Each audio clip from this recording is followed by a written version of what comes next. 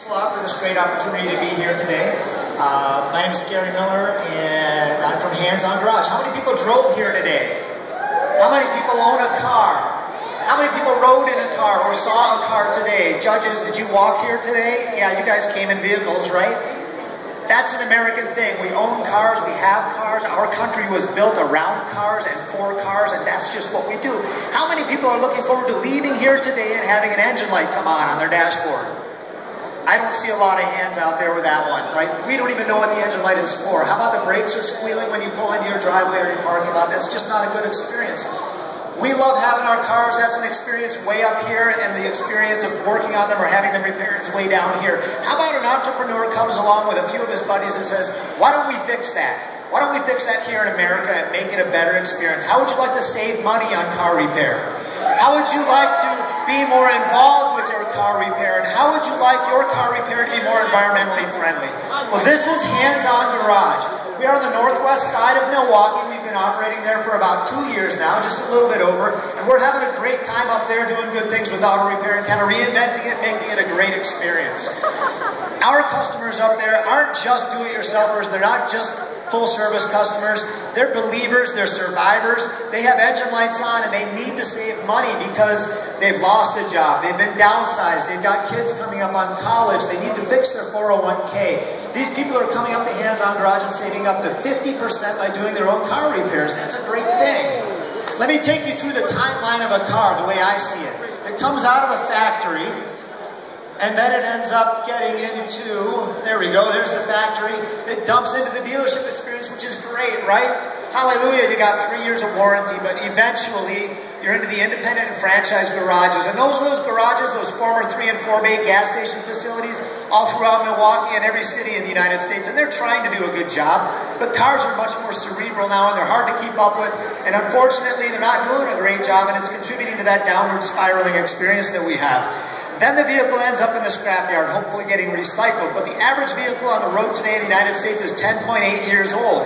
It is a $215 billion marketplace with a $40 billion do-it-yourself marketplace. I don't know how many people it takes to create a $40 billion marketplace, but that's a lot of Americans. And half of those Americans are performing that repair in the back alley, in a backyard, or in a parking lot. And they are contributing to a problem here in the United States because every 18 days, 11 million gallons of do-it-yourself motor oil is reaching our waterways. 40% of the contamination of the U.S. waterways is from improperly disposed do-it-yourself motor oil. Hands On Garage puts our arms around that marketplace, and we make it a better experience for these do-it-yourselfers. We put a roof over their head, we put walls around there, we give them an opportunity to come in and use our equipment, use our tools, and they collaborate with other people and have a good time. We'll talk about hybrids later. I'm running long. Micro businesses are up at Hands On Garage. We help these guys. They come from Craigslist. They come from MATC. It's $30,000 just to get into the automotive repair business as a mechanic. At Hands On Garage, all of our bays are identical. They all have the tools in them. They come up there. They get started. We give them our shirt. We let them use our logo. It's a collaborative mark, and they can use our logo. They've been doing it for 2 years, building their own business, and then getting into the marketplace. We're a community garage with charities. We've got a Boy Scouts Explorers post up there. Every other Saturday, we're putting American ingenuity back into America.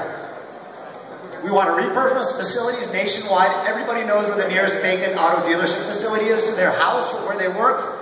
Those are perfect for us. We're in a repurposed facility right now, and it's working out just great for us. Our facilities, our infrastructure exists all across this great country. Our customer experience is all across this great country. Our mechanics are all across this great country. And what we need is to create a better franchise experience. That experience in our mind is Hands On Garage. We're doing great work up there. Come on up and visit us sometime if you want to. You're going to have great full service. We have a 98% satisfaction rate on our Facebook page with an independent surveyor. Thanks a lot.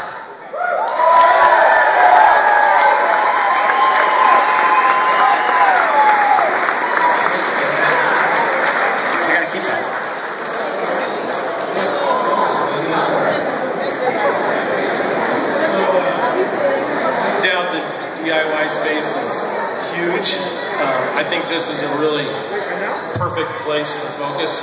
Tons of growth. A little bit confused. It sounded like it was a rental, like a rental garage. You could rent space. But then you talked about the mechanics that are hands-on garage mechanics. So is it do-it-yourself, or is it the place to go? We are a full-service and self-service facility. So you can have a full-service repair done up there, just like any ASE-certified garage. You can have an economical repair done where you bring your own parts, where you participate a little bit, or you can just fully do it yourself. Some of our do-it-yourselfers turn into full service. Some guys just like to change their own oil, and then whenever there's an engine problem, we take care of it for them. So there's a lot going on up there, but all kinds of ways to get your car fixed up there, and it gives the customer more options. So, yeah, I'm all into the DIY movement, so that's awesome. In terms of, I just want to comment about your presentation. Incredible confidence, which I greatly admire. Really great slides because you personalized what you guys are doing and relevant information. So I really love that. I guess my question would be liability. Who is ultimately liable if we're doing it, a lot of the repairs ourselves, in terms of vehicles? Because I know the dealers love that you go there and they have some responsibility, and for the consumer, then it's for myself. It's nice to know that they have some liability. So in this movement, who ultimately would be liable if they leave and then there's a problem with the car? You know, that's a great question. The full service repair that we have has a 12-month, 12,000 mile warranty, just like any garage, just like any ASE certified garage. When a do-it-yourselfer comes up there and they work on their own car, really what they've done is they've done their own work, so they're kind of their own warranty. We're helping them out though, we're trying to give them good advice. What we have up there are systems and computers that give them step-by-step instructions of what they might want to do. So the liability of getting the job done right is kind of on them. They've worked on their own car, they've rented the space, but we're always looking to back these guys up. And when they have a problem with a part, we can certainly advocate for them with our parts providers, and we do that a lot if there's an issue, and we take care of it for them as best we can. We have a very high rate of repeat customers up there. But these do-it-yourselfers come up there, they're pretty stout. They got a pretty good idea of what they want to do. It sounds like you've been doing this for a while. Is this a prototype, or how long have you been actually already driving this car? Operational for 2 years, so we just turned the corner on our 3rd year, so May we had some pretty good numbers. We're just itching the underbelly of some really good numbers right Turn now. a profit yet? Numbers are still out there. My numbers guys back there, all those guys with the green shirts, and I'm getting thumbs up and all kinds of good stuff. We did $62,000 in May of total gross, I believe. That's a lot of customers. For me, it's not necessarily the dollars that we're doing, but think about the customers it takes to bring $62,000 into a 12-bay facility. So sometimes there's a little bit of a wait up there, but we run it a little bit like a restaurant where all the tables are the same. Somebody might be waiting a moment when bay number 8 opens up, and in they go.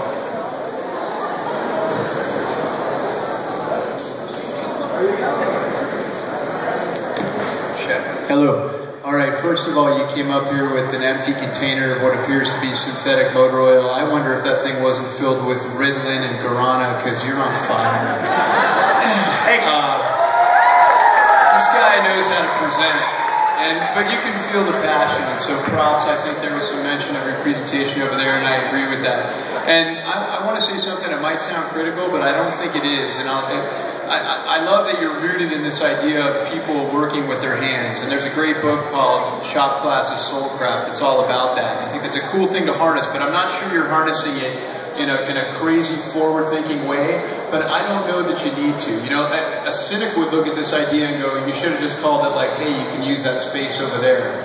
You know, and you know, that doesn't mean to downplay the fact that all this oil is not ending up in rivers because you're doing this and you're providing this great service to do-it-yourselfers. But to me, this isn't necessarily a mind-blowing startup idea. It's a really great, successful local business that needs to propagate, and maybe probably the world needs more of that than crazy out there startup ideas. So congrats, I think it's a cool deal. Thank you very much. All right.